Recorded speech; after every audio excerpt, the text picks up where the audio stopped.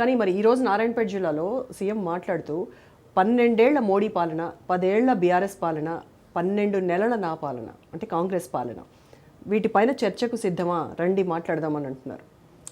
వారు మాట్లాడాల్సిన అవసరం లేదు.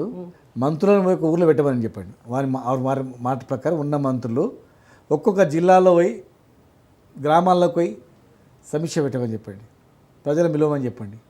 లేదు ఎమ్మెల్యేలను ఇదే అంశం మీద ఒక వారం రోజులు ప్రతి ఎమ్మెల్యే గ్రామాలకు పోయి ఇగో 14 నెలల్లో మేము ఏం చేసినాం, 15 నెలల్లో కేఆర్ఎస్ ఏం చేసింది, అంతకుముందు 70 సంవత్సరాలు ఏం జరిగింది, దాని మీదనే చర్చ పెట్టమనండి. వారోత్సవాలు పెట్టమనండి. వారం రోజులు వారోత్సవాలు, అభివృద్ధి పైన విజయ వారోత్సవాలను పెట్టమని చెప్పండి.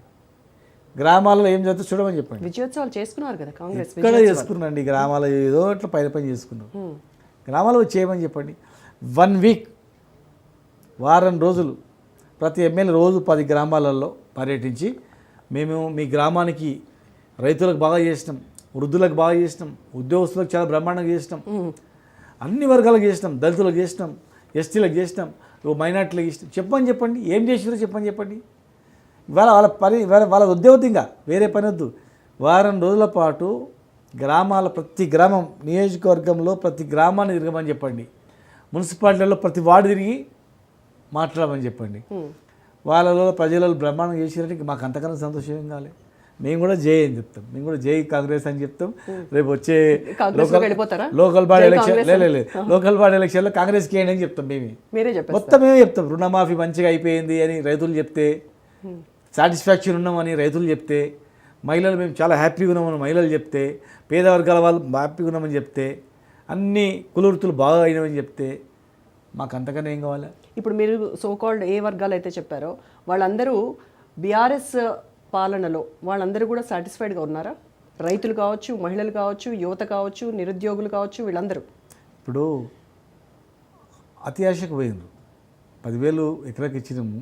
అంతకుముందు ₹1 ఎవడు ఇవ్వకుండే, కరెంటు ఫ్రీగా ఉండకుండే, కరెంటు బిల్లు కట్టకపోతే మోటార్లు విక్కొని పోతుంది, లోన్ కట్టకపోతే ఒక ఎద్దును గుంజుకపోతుంది, ఒక తలుపును తీసుకుపోతుంది.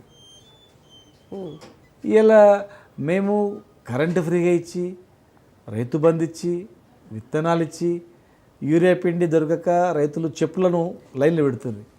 అవన్నీ బంద్ చేసి రైతులు కరోనా సమయంలో కూడా కొనుగోలు కేంద్రాలు చేసి రైతు అకౌంట్లో వేసిన డబ్బులు వాళ్ళు ఎక్కువ ఊహించుకున్నారు. ఇంకా ఎక్కువ వస్తాయి. అట్లా ప్రతి వర్గం కూడా, ప్రతి వాళ్ళు కూడా ఏమనుకున్నారంటే టీఆర్ఎస్ కన్నా ఇంకా బ్రహ్మాండంగా చేస్తారు అనుకున్నారు.